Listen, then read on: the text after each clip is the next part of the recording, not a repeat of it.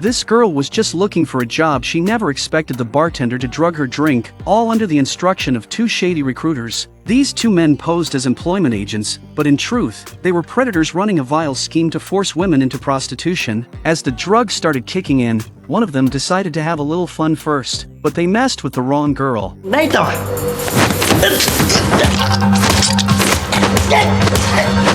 Fumika may be a college student, but inside her body lives the soul of a deadly assassin. To Kudo, these low-level thugs didn't even count as a warm-up. When Kudo grabbed an ice pick from behind the bar, Fumika instantly freaked out. That thing could easily kill someone, and if the cops showed up, she'd be the one in handcuffs. Kudo had no choice. He was only borrowing Fumika's body. After all, so he swapped the ice pick for a cocktail shaker.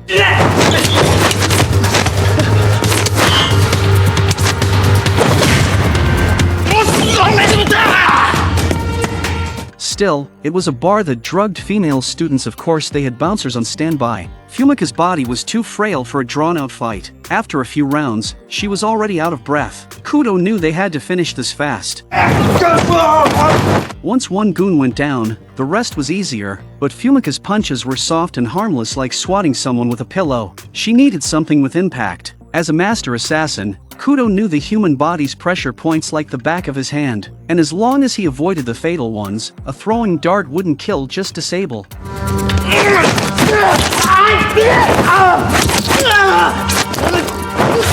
He planned to finish things off with a brutal chokehold, but Fumika wasn't having it. No way was she okay with getting that close to a strange man. She was still a girl, after all. Fortunately, with the size of her arms, 30 seconds was all it took to knock him out cold. But while the fight was over, the real headache had just begun. Kudo suggested calling in a cleaner from his old assassin network. The only catch? Fumika would be pulled into the assassin world for good. She hesitated. But with no better option, she made the call. To her shock, the cleaner showed up and immediately tried to take her out. In the nick of time, Kudo reactivated the possession.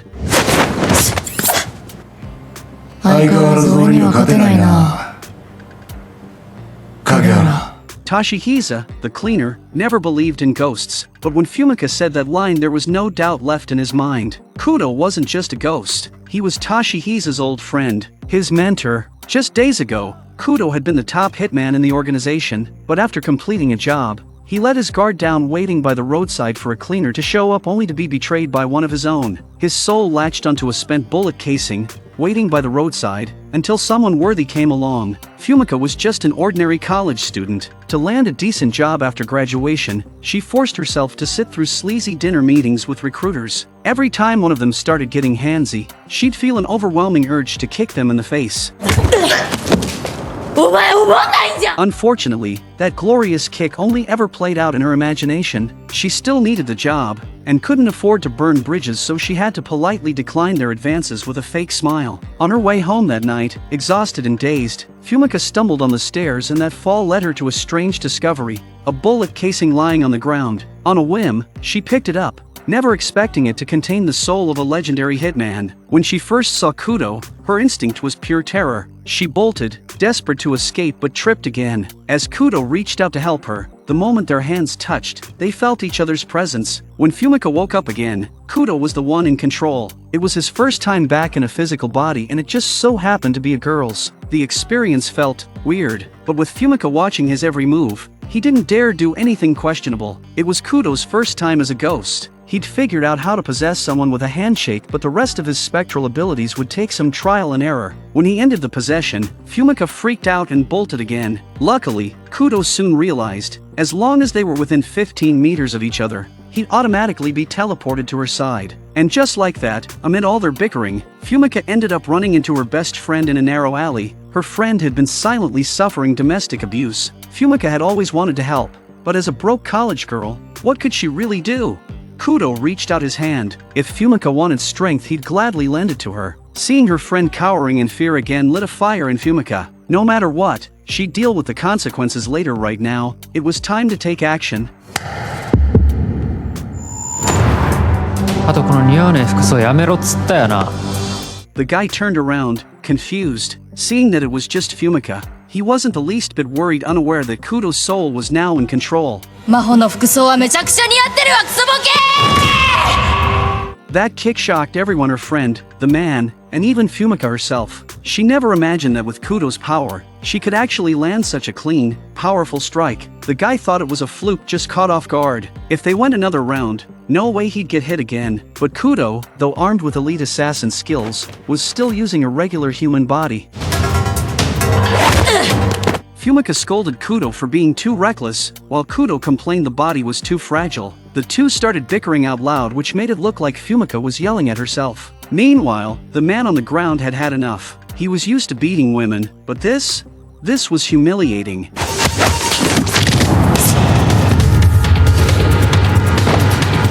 When Fumika regained control of her body, she was stunned. She was only supposed to rough him up a bit. How did this turn into a possible homicide? Kudo, equally exasperated, explained it was just muscle memory and assassin's instinct, but he had held back. The man wasn't dead, just unconscious. Fumika later told her friend Meiho about the bullet casing, but only the one who picked up the bullet casing could see Kudo. Their bond was now sealed by an unbreakable pact. Throwing the casing away wouldn't change a thing. Fumika wasn't thrilled. She had a bright future ahead. Why should she be tied to a dead hitman? Desperate to cut ties, she looked up ghost removal tips online. Someone said salt worked on spirits, so she grabbed a salt shaker from the diner and dumped it all over Kudo. Of course, since only she could see him, the whole scene just looked hilariously unhinged to everyone else. Surprisingly, Meiho was the one who figured it all out. She realized it was Kudo who'd saved her from her abusive boyfriend, and she was determined to repay the favor. After some convincing from Meiho, Fumika reluctantly agreed to let Kudo stay with her. Maybe, she thought, if the chance ever came up, she'd help him resolve his unfinished business so his soul could finally find peace. She said the words, but deep down, Fumika didn't really mean it. Ghosts might not need to eat, but she certainly did. Sure, Kudo helped her deal with those shady recruiters, but there was no way she was going to quit school and become a killer. Though, if she did become one, it'd have to be the kind that only takes out bad guys. Maybe, if Kudo did enough good in this life, he could finally find peace, maybe even fulfill his last wish. Kudo couldn't help but be tempted. In his former life, he was always too busy killing to enjoy the simple things. Maybe now, with Fumika around, he could try something different. Meanwhile, Tashihisa had returned to the organization. Their philosophy was brutal. Assassins were like dogs raised by their master, and dogs weren't allowed to rebel. The leader of the organization even went so far as to call himself the master. The former master had just retired. The newly appointed master wanted to shake things up, and old-school assassins like Kudo were a threat to his plans. So when Kudo called in, his first thought was that there was a traitor within the organization. Perfect. The new boss now had an excuse to wipe out his predecessor's loyalists. As one of the higher-ups barged in to challenge him, the new handler quickly shifted tactics, playing weak to lower the other side's guard. Then he quietly gave the signal to his personal enforcers. In less than 10 seconds, every one of those old dogs was dead. Now it was Kudo's turn. He didn't care whether Kudo was alive or dead. A name like his had to be wiped from the world. 工藤に取り憑かれたとか言ってる女の居所を教えろ。一般人巻き込むなよ。 When Tashihisa hesitated, the handler nearly laughed. Was this fool actually defying a direct order? One look from him was enough to kill. Tashihisa gave in. 15 minutes later, 5 assassins were already waiting outside Fumika's apartment. Luckily, ever since becoming a ghost, Kudo's senses had been sharper than ever. He heard their footsteps before they even reached the door and jolted Fumika awake. These were his former comrades, but now, they were enemies. Gunshots rang out from inside. Downstairs, Ryusuke, another assassin, realized they'd severely underestimated the girl. But Kudo wasn't reckless. He knew Fumika's body hadn't recovered enough for a real fight. They had to escape. Still, while they got away, her apartment was trashed. Fumika was furious. If the landlord found out, she'd be in serious trouble. As she started yelling at Kudo again, Tashihisa emerged from the shadows. Before he could say a word, Fumika rushed at him. She was jobless, barely making rent, and that apartment was everything she had. Somebody had to pay for the damage, but Tashihisa didn't feel like explaining. If he was going to betray the organization, he might as well go all in. Kudo had trained him. Now student was fighting master, and the outcome was already written. Realizing he couldn't win, Tashihisa lunged for the gun on the floor. No matter how skilled Kudo was, hadn't he already died from a single bullet?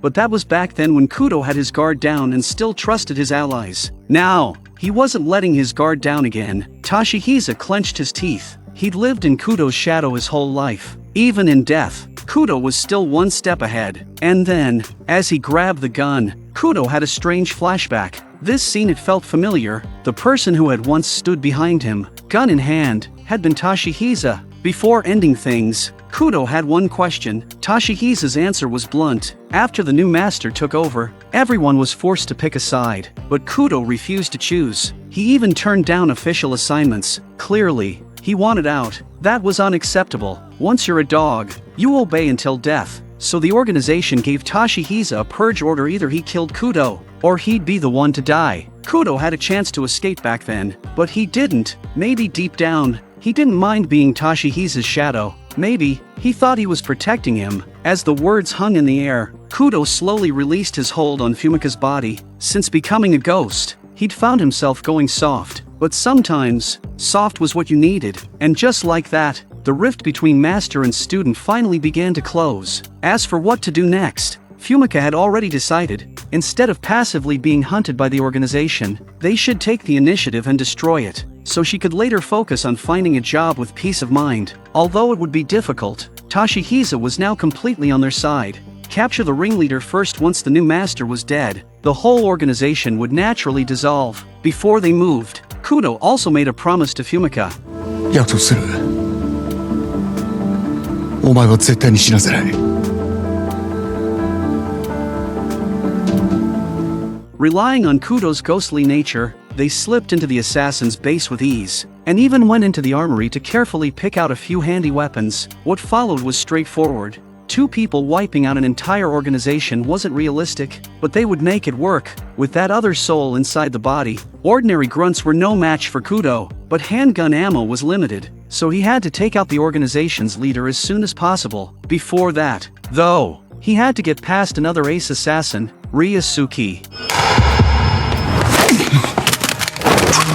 Although he managed to disarm him, and Kudo still had a dagger, he was, after all, possessing Fumika's body and had no advantage in strength. When the dagger was taken away, the situation immediately reversed, and Kudo had to be cautious. He had promised Fumika he wouldn't let this body die. He did seize the dagger again, but Ryusuke knew how to use his advantage, sticking close and denying the dagger any room to work. When the dagger fell to the floor again, they could only go into hand-to-hand combat, which was exactly what Kudo didn't want. In the earlier struggle over the dagger, his hand was accidentally cut, and he could only tear off a strip of cloth for a simple bandage. After some probing, the second round began immediately. Kudo's physical disadvantage became obvious. If it were his original body, he could often trade injury for a quick kill, but Fumika's body was too fragile. He could only use half his old strength.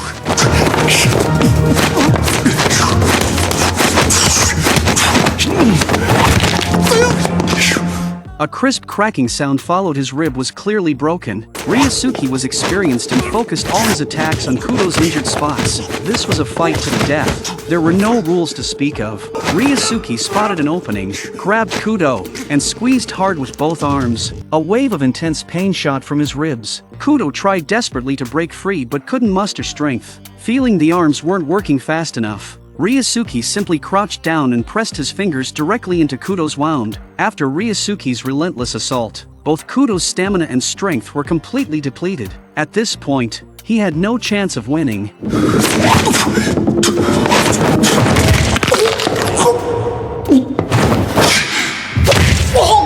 As he retreated in defeat, Fumika regained control of her body, but she was just an ordinary college student. How could she possibly match up to a professional killer? Judging by the thickness of Ryusuke's arms, it would only take 20 seconds to strangle her to death. She shouted Kudo's name with all her strength. He was a ghost, right? In theory, he shouldn't be affected by dizziness, but at this point, no amount of shouting would help. In the moment of crisis, Fumika suddenly remembered the self-defense move Kudo had taught her. In that instant, Ryusuke saw stars and staggered, completely dazed. Fumika took the chance to dive toward Kudo's spirit, letting him possess her once again. No one expected it, but the trick actually worked. The situation was still far from good, but Kudo now inherited Fumika's restored stamina. Honestly, Ryusuke didn't lose unfairly. He was up against two lives in one body, and they had the protagonist's plot armor. Still, he was unwilling to accept it. If he wanted to reach the boss, he'd have to step over Kudo's dead body. So the next second, the impatient master granted him that wish. A dead dog can always be replaced. It's already the 21st century, and you're still using fists and knives. Killers like that are bound to be phased out. His logic wasn't necessarily wrong, but even firearms have limited ammo. No gun, not even a machine gun, could withstand that kind of overuse. Fumika took the opportunity to grab the handgun on the ground.